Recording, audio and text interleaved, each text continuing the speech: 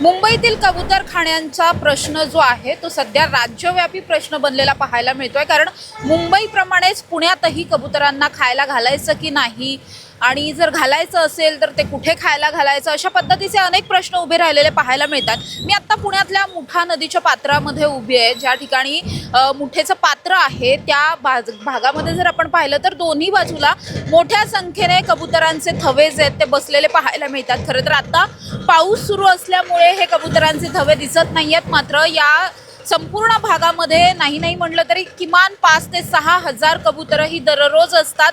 दररोज या कबुतरांना या ठिकाणी खायला घातलं जातं। मात्र 2023 मध्येच पुणे महानगरपालिकेच्या घनकचरा व्यवस्थापन विभागाने या संदर्भातला एक आदेश जारी केला होता। हा या आदेश या ठिकाणी आता लावलेला सुद्धा पाहायला मिळतोय।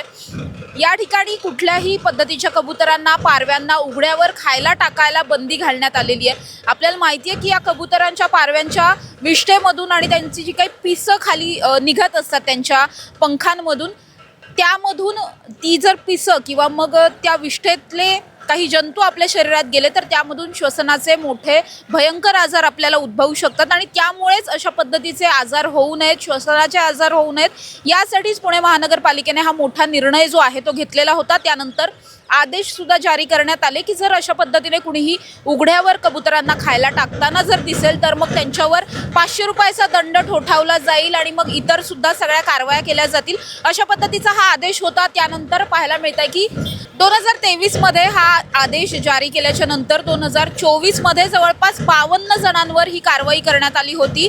जवळपास 35,000चा दंड या सगळ्यामधून वसूल करण्यात आलेला होता। मात्र यंदाच्या वर्षी म्हणजेच 2025 मध्ये ही कारवाई कुठेतरी मागे पडल्याची पाहायला मिळते, कारण या वर्षामध्ये जवळजवळ 3 ते 4 लोकांवरती फक्त आतापर्यंत कारवाई झालेली आहे। त्यानंतर मात्र इतर लोकांवर कारवाई झालेली नाहीये।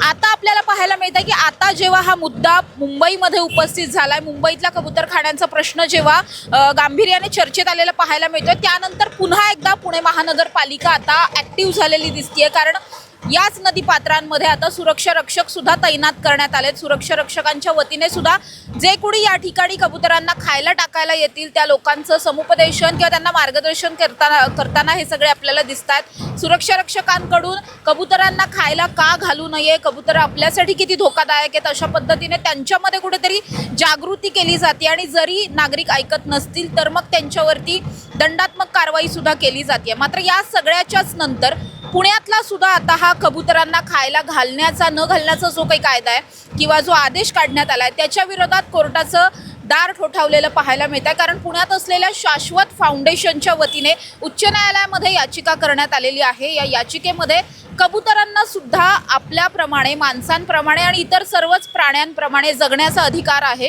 त्यामुळे त्यांना खायलाच घालायचं नाही, त्यांना कुठल्याही पद्धतीचं खाद्य टाकायचं नाही, ही कुठेतरी अमानुष वागणूक ठरेल। त्यामुळे या कबुतरांना सुद्धा सार्वजनिकरित्या खायला घातलं गेलं पाहिजे, त्यांनाही जगण्याचा अधिकार आहे, असं म्हणत ही सगळी याचिका दाखल करण्यात आलेली आहे। या याचिकेमध्ये नेमकं काय काय म्हणण्यात आलं आणि याचिका करण्याच्या मागे याचिकाकर्त्यांचा नेमका उद्देश काय आहे हे आपण खरं तर त्यांच्याकडूनच जाणून घेणार आहोत।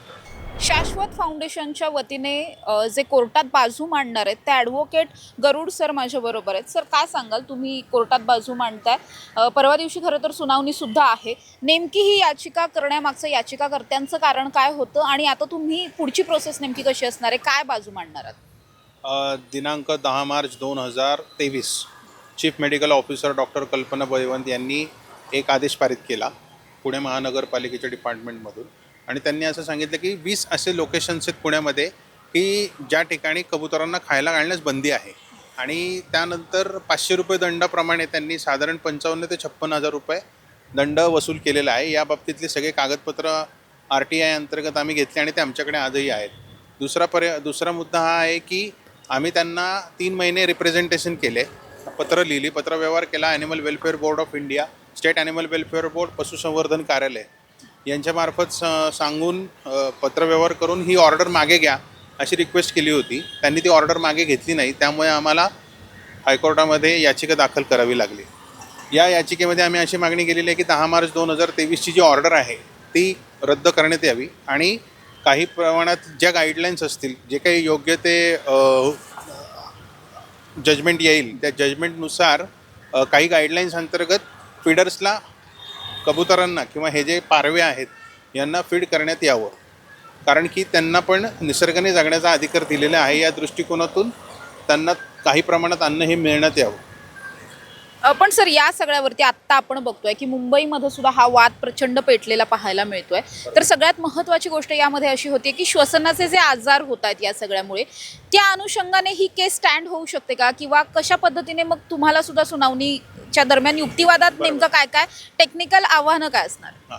यामध्ये जर तुम्ही दिनांक 7 ऑगस्ट 2025ची जर ऑर्डर वाचली तर त्यामध्ये बॉम्बे हायकोर्टने स्पष्ट सांगितलेलं आहे की तुम्हाला आत्ताच्या सिच्युएशनमध्ये आम्हाला काही सजेशन्स द्यायचे आहेत ॲडिशनल ॲफिडेविट दाखल करून. त्यामध्ये त्यांनी असं सांगितलं की जे महाराष्ट्र सरकारचे अधिवक्ता आहेत त्यांना AG अटॉर्नी जनरल त्यांनी येऊन एक्सपर्ट कमिटी फॉर्म करायची आहे आणि त्या समिती गठीत केल्यानंतर त्यामध्ये काही एक्सपर्ट डॉक्टर्स आणि पक्षीतज्ञ किंवा इतर ज्यांना याबाबतीत नॉलेज आहेत अशी लोक या कमिटीमध्ये येतील आणि या कमिटीमधून जे काही अहवाल प्राप्त होईल मेहरबान उच्च न्यायालयास, त्यानंतर या बाबतीतलं संपूर्ण सोल्युशन काढण्यात येईल असं हायकोर्टाचं म्हणणं आहे. पण आता या बाबतीत आम्ही प्रोसेस असं करत आहोत की आम्ही ॲडिशनल ॲफिडेविट मार्फत काही डॉक्टरांची नावं सजेस्ट करणार आहोत की जे या बाबतीतला पूर्ण अभ्यास करतील. आमच्याकडे काही डेटा आहे जो सायंटिफिक डेटा आहे ज्या बाबतीत पिजन ड्रॉपिंग्समुळे काही आजार होऊ शकतात का, आणि जर होत असतील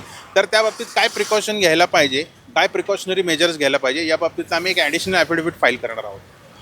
पण आता जी काही कारवाई सुरू आहे, म्हणजे आताही आपण बघतोय की आपल्या मागे एक बोर्ड आहे, या बोर्डवरती सुद्धा लिहिलं आहे की कबुतरांना खायला टाकू नये. त्यामुळे आता जी काही कारवाई सुरू आहे ही कारवाई तर लगेचच्या लगेच थांबणार नाही. ही केस कोर्टात जोपर्यंत चालू आहे तोपर्यंत ही कारवाई चालूच आहे. मात्र तरी आपण पाहायला गेलंच, म्हणजे अगदी कायद्याच्या दृष्टिकोनातून बोलायला गेलं तरी जरी हे इथे लावलेलं असेल किंवा कारवाई होत असेल तरी सुद्धा कबुतरांना खायला टाकणाऱ्यांची संख्या सुद्धा तितकीच आहे, ती कमी कुठेही होताना दिसत नाही अजून.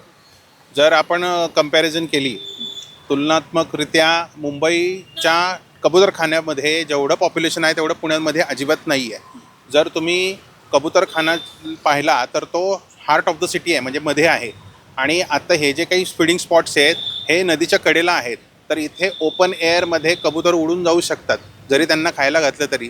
मुंबईमधला प्रॉब्लेम आणि पुण्यामधला प्रॉब्लेममध्ये थोडा फरक आहे आत्ताच्या सिच्युएशनमध्ये. तरीसुद्धा मी लोकांच्या हेल्थच्या दृष्टिकोनातून हा विचार करतो की समजा जर लोकांना असा काही प्रॉब्लेम होत असेल तर इथे फिडिंग हे कमी करावं, आठवड्यातनं एकदा फिडिंग करण्यात यावं. काही गाईडलाईन्स जर उच्च न्यायालयाने दिल्या तर त्याप्रमाणे लोकांचे फंडामेंटल राईट्स पण प्रोटेक्ट होतील, पिजन्स पण सर्वाईव्ह होतील, आणि महानगरपालिकेने जर क्लिनलीनेस मेंटेन केला तर या गोष्टीचं एक सुवर्णमध्य सोल्युशन निघेल. पण सर माझा आणखीन एक प्रश्न असा आहे की या सगळ्यामध्ये कुठेतरी याला मेडिकल दृष्टिकोनातून आपण हे का म्हणतोय वगैरे, किंवा विरोध का होतोय, किंवा तुम्ही बाजू का घेता, या सगळ्यापेक्षा हा कुठेतरी एक भावनिक किंवा धार्मिक मुद्दा बनला असं वाटतंय तुम्हाला? भावनिक आणि धार्मिक मुद्दा आहेच आहे, बनलं नाही आहे. लोकांचा दृष्टिकोन कबुतरांना, पक्ष्यांना, प्राण्यांना, कुत्र्यांना खायला घालण्यामध्ये धार्मिक भावना जवळजवळ 60 ते 70% धार्मिक भावना आहेच आहे. त्या बाबतीत उगाचच्या उगाच दुमत असायची गरज नाही आहे. परंतु आपल्याला एक सामाजिक भान ठेवणं गरजेचं आहे. सामाजिक भान अशासाठी की लोकांच्या आरोग्याला पण धोका पोचता कामा नये आपल्या फिडिंग ॲक्टिव्हिटीमधनं, हे अत्यंत महत्त्वाची गोष्ट आहे.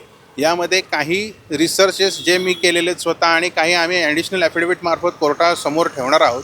त्यामध्ये मी स्वतः सजेस्ट केलेलं आहे की पल्मनॉलॉजिस्ट्स जे एक्सपर्ट्स आहेत त्यांनी एक ठाण्याचे आहेत आणि एक मुंबई सेंट्रलचे आहेत, त्यांची मी नावं सुचवलेली.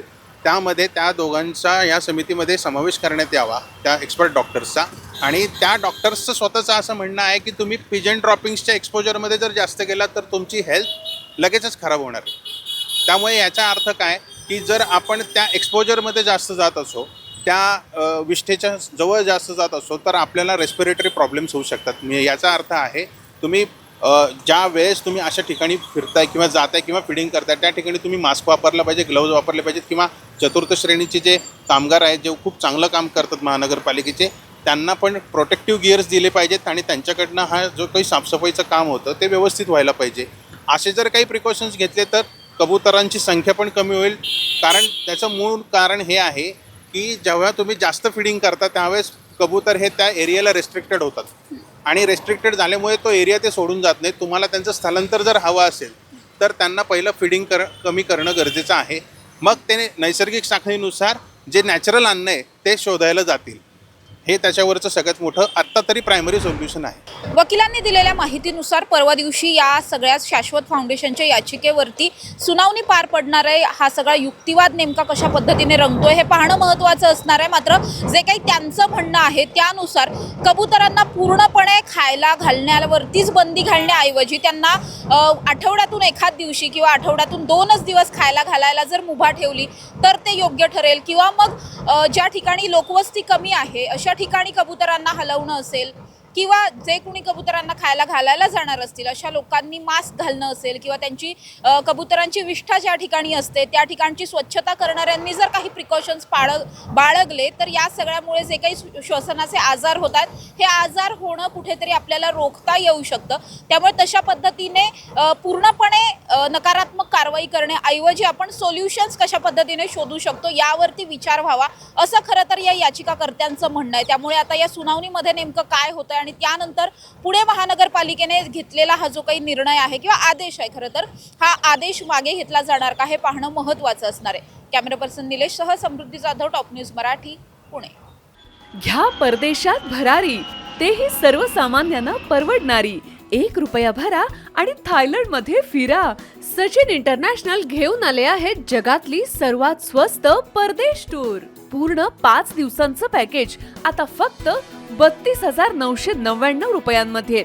पॅकेजमध्ये विमान प्रवास, हॉटेल, ब्रेकफास्ट, ट्रान्सपोर्ट आणि प्रेक्षणीय स्थळे. सचिन इंटरनॅशनल 18 वर्षांपासून पर्यटन क्षेत्रातील एक विश्वसनीय नाव. सचिन इंटरनॅशनल सोबत मनसोक्त फिरा. संपर्क 7767989898.